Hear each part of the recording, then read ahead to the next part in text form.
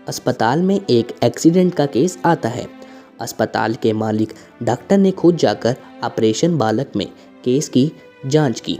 2-3 घंटे के ऑपरेशन के बाद डॉक्टर बाहर आ गया और अपने स्टाफ को कहा कि इस व्यक्ति को किसी भी प्रकार की कमी या तकलीफ ना हो। उसे इलाज में दवा के पैसे ना लेने के लिए भी कहा। तकरीबन 15 दिन तक मरीज अस्पताल में रहा। जब बिल्कुल ठीक हो गया और उसको डिस्चार्ज करने का दिन आया तो उस मरीज का तकरीबन 5 लाख का बिल अस्पताल के मालिक और डॉक्टर की टेबल पर आया।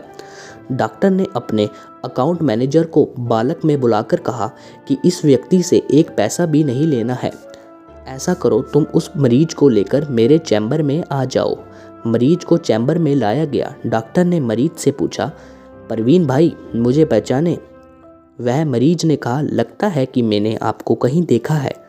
डॉक्टर ने कहा, याद करो, 2 साल पहले सूर्यास्त के समय शहर में दूर उस जंगल में तुमने एक गाड़ी ठीक की थी। उस रोज़ मैं परिवार सहित पिकनिक मनाकर लौट रहा था कि अचानक कार में से धुआं निकलने लगा और गाड़ी बंद हो गई। कार एक तरफ खड़ी कर हम लोगों ने चालू करने की कोशिश की, परंतु कार चालू नहीं हुई। अंधेरा थोड़ा थोड़ा गिरने लगा था। चारों ओर जंगल और सुनसान था।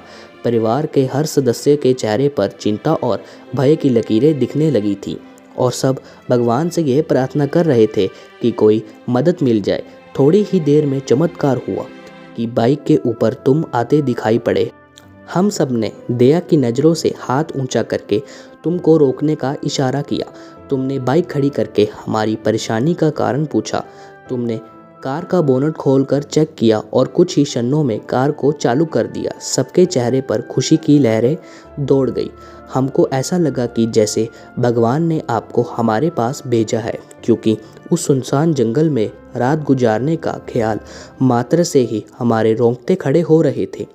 तुमने मुझे बताया कि तुम एक छोटा सा गैराज चलाते हो। तुमने तुम्हारा आभार जताते हुए कहा था कि रुपए पास होते हुए भी ऐसे मुश्किल समय में मदद नहीं मिलती। तुमने ऐसे कठिन समय में हमारी मदद की। इस मदद की कोई कीमत नहीं है, यह अमूल्य है, परंतु फिर भी पूछना चाहता हूँ कि आपको कितने पैसे दूँ। तुमने मेरे आगे हाथ जोड़कर जो शब्द कहे थे वह शब्द मेरे जीवन की प्रेरणा बन गए हैं। तुमने कहा था कि मेरा नियम और सिद्धांत है कि मैं मुश्किल में पड़े व्यक्ति की मदद के बदले कभी कुछ नहीं लेता। मेरी इस मजदूरी का हिसाब भगवान रखते हैं।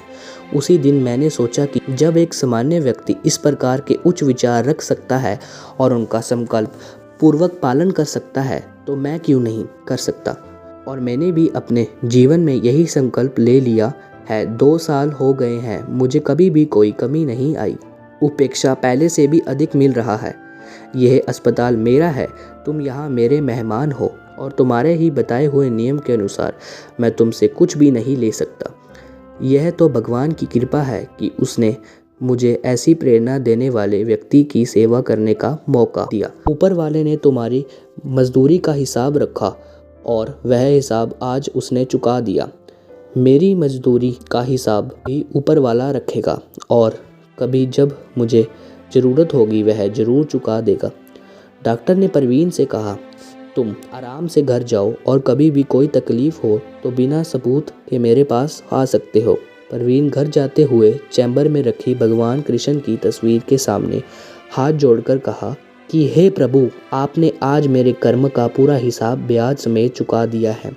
याद रखें कि एक बार भगवान चाहे माफ़ कर दें, परंतु कर्मों का हिसाब हमें हमेशा चुकाना ही पड़ता है।